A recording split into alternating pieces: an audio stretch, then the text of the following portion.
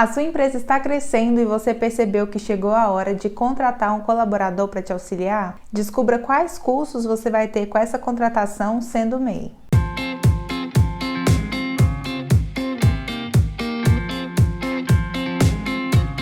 O microempreendedor, até o ano de 2022, tem o direito de contratar um colaborador recebendo um salário mínimo ou o piso da categoria.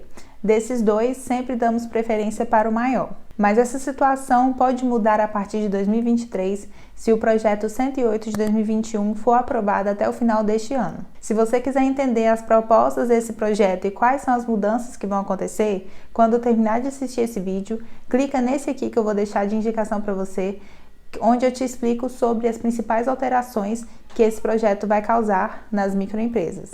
As contribuições e encargos que o MEI paga na contratação de um funcionário são quase as mesmas se comparado a outro tipo de empresa.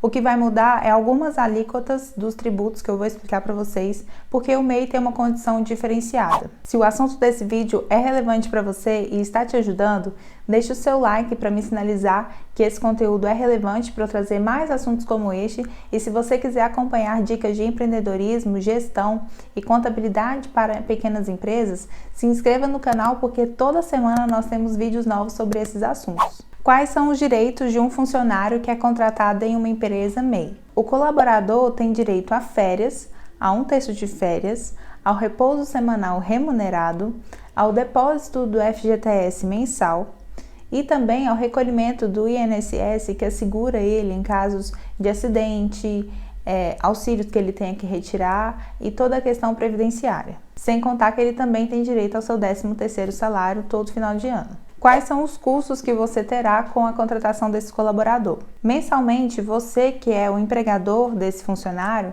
vai ter que pagar o INSS, que é descontado do salário desse colaborador, o FGTS e o salário mensal. Eu vou trazer um exemplo de cálculo para vocês e nesse exemplo eu não vou considerar possíveis adicionais que esse colaborador tem direito.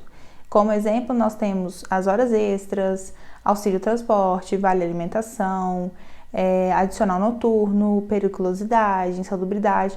Todos esses fatores são exemplos externos que, a títulos didáticos, iriam complicar um pouco o nosso cálculo. Então, nós vamos considerar hoje um colaborador que recebe um salário mínimo e trabalha as horas normais de carga horária semanal. Nós vamos levar em consideração no cálculo o salário vigente no ano de 2022, que é 1.212. A partir de janeiro de 2023, nós teremos um reajuste, mas as alíquotas vão continuar as mesmas. Vou colocar aqui ao lado a memória de cálculo para você acompanhar comigo a linha de raciocínio. O salário que você vai pagar para o colaborador de 1.212 já está incluído o valor do INSS, que é descontado desse colaborador e depositado na sua conta. Esse INSS ele tem a alíquota de 7,5% para o colaborador que ganha um salário mínimo, que corresponde a R$ 90,90.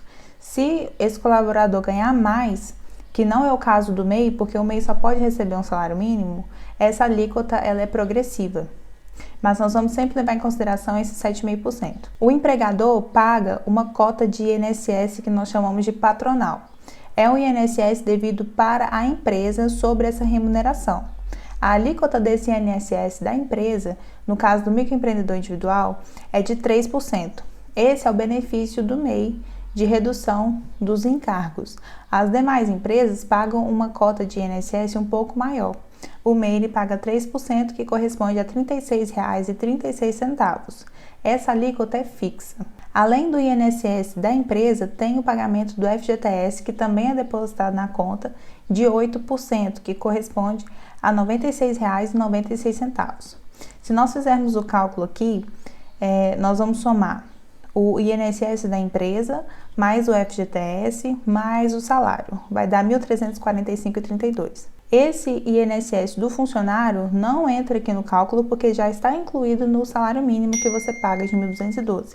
O funcionário vai receber o líquido, descontado esses R$ 90,90, mas você vai desembolsar o integral, que é 1.212. Esse aqui é o seu custo mensal para o funcionário, sem levar em consideração outros fatores que eu vou falar com vocês daqui a pouquinho. E quando você tem que pagar esse valor? O salário do seu colaborador, você tem até o 5º dia útil para fazer o pagamento da remuneração mensal dele E os encargos sobre essa remuneração, você tem até o dia 7 do mês seguinte para fazer o recolhimento. Se esse dia cair em feriado ou final de semana, ele é antecipado, geralmente para o dia 6 ou dia 5 do mês. Outro detalhe também é que você vai pagar uma guia única. Dentro da guia vai ter todos esses impostos que eu falei com vocês, o INSS e o FGTS.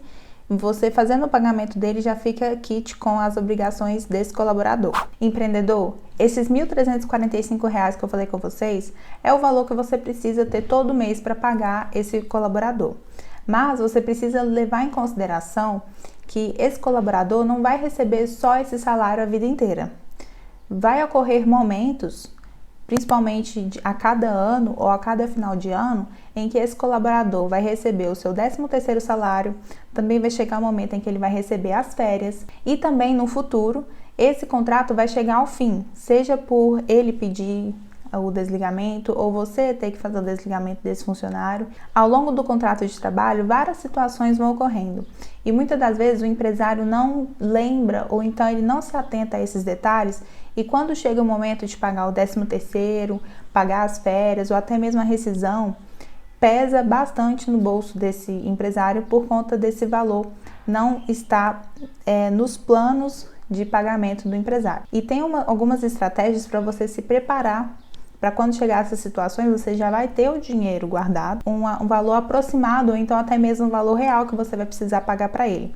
E eu vou mostrar para você como que a gente vai planejar o seu caixa para que você tenha esse dinheiro já reservado para quando chegar o momento de pagar o 13º, pagar as férias, você já vai ter como pagar sem te trazer algum prejuízo financeiro aí do dinheiro que você não tenha naquele momento. Fazendo o planejamento do adicional de férias, você tem que levar em consideração que após 1 ano de contrato de trabalho e antes dele tirar as férias, você tem que pagar 1/3 de férias. O que seria esse 1/3 de férias? Seria o salário mais 1/3 desse salário, ou seja, os 1.212 mais R$ 404, que totaliza R$ 1.616 que você vai ter que pagar para esse colaborador no mês que ele for tirar as férias. Sobre essa remuneração, nós temos o INSS, que incide sobre 1/3 desse salário, de 3%, né, que é aquele INSS da empresa. Ele dá um valor de R$ 12,12. Tem também o FGTS sobre esse 1/3 de férias, que é de 8%, que dá R$ 32,32. Se a gente somar aqui os 1.212, mais o FGTS, mais o INSS, mais o valor de 1/3 de férias, totaliza R$ 1.660,44. Se a gente dividir esse valor por 12 meses, dá um total de R$ 138,37, que você pode reservar todos os meses para quando chegar o momento desse funcionário tirar as férias, você já vai ter esse valor de R$ 1.660,44 prontinho para você efetuar o pagamento dele. Para você se planejar com relação ao 13º, como que você vai fazer esse cálculo? Esse 13º a gente paga geralmente em 2 parcelas, uma parcela em novembro até o dia 30 de novembro e outra parcela em dezembro até o dia 20 de dezembro. Se você deixar para pegar o dinheiro que você receber naquele mês para pagar o funcionário, muitas das vezes vai te fazer falta aquele dinheiro e se você guardar mensalmente vai te facilitar bastante. Como que você vai fazer essa reserva do 13º? O valor da reserva do 13º é 1 mês a mais de salários, ou seja, os R$ 1.345 que a gente viu lá no começo, você teria que ter ali no final do ano para pagar um salário a mais para o seu colaborador. Então, a gente pegaria esses R$ 1.345 e dividiria por 12, que dá um total de R$ 112,11 para guardar mensalmente para pagamento desse 13º. Empreendedor, se você está gostando desse conteúdo e ele está te ajudando a organizar as finanças para poder contratar o seu colaborador, se inscreva no canal e ative as notificações, porque toda semana você vai ver conteúdos fresquinhos e novos sobre esses assuntos. Agora eu vou mostrar para vocês o planejamento para o término do contrato desse colaborador. Existem 2 tipos de término de contrato, quando você desliga o colaborador ou quando o colaborador pede a demissão. Aqui nós vamos fazer um planejamento para o caso da empresa ter que desligar esse colaborador. porque o valor é maior, então é melhor você guardar um pouco a mais do que ficar com o dinheiro faltando no momento dessa rescisão. Vamos começar pelo FGTS. O valor da multa do FGTS, a gente tem que fazer o cálculo da seguinte forma: nós pegamos o FGTS mensal que é depositado na conta desse colaborador, multiplicamos por 12, desse valor a gente tira 40%, que dá 465,41, e divide por 12, ou seja, de multa de FGTS, você vai pagar R$ 38,78 por mês, que tem que guardar. O FGTS sobre as férias, mais o 13º, é 1.212, mais o 1/3 de férias, né, que é 1.616, vezes 8%, 129,28 vezes 40%, dá R$ 51,72, dividido por 12, que dá R$ 4,31 por mês. O total de FGTS que você vai pagar para essa rescisão é R$ 38,78 da multa, mais R$ 4,31 das férias e 13º, dá R$ 43,09 por mês de FGTS rescisório. O aviso prévio, a gente iria fazer aqui uma reserva para o aviso prévio indenizado, que seria o salário dele dividido por 12, dá 101, o FGTS do aviso, que é R$ 96,96 mensal, dividido por 12, dá R$ 8,08 por mês.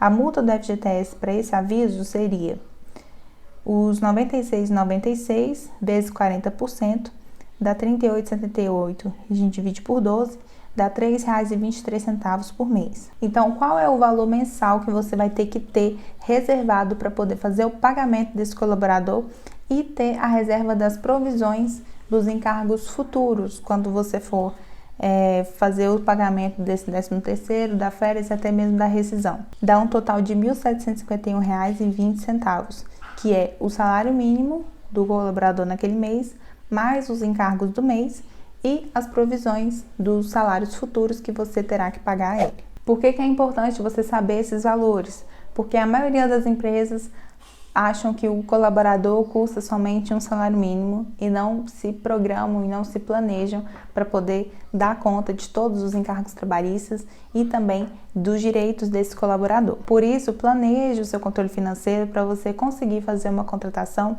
e administrar melhor os seus recursos. Se o vídeo de hoje te ajudou a entender melhor quanto que custa contratar um funcionário, deixe seu like, se inscreva no canal e compartilhe para que mais pessoas também tenham essa noção de quanto custa contratar um funcionário. Eu espero você até o próximo vídeo e até mais.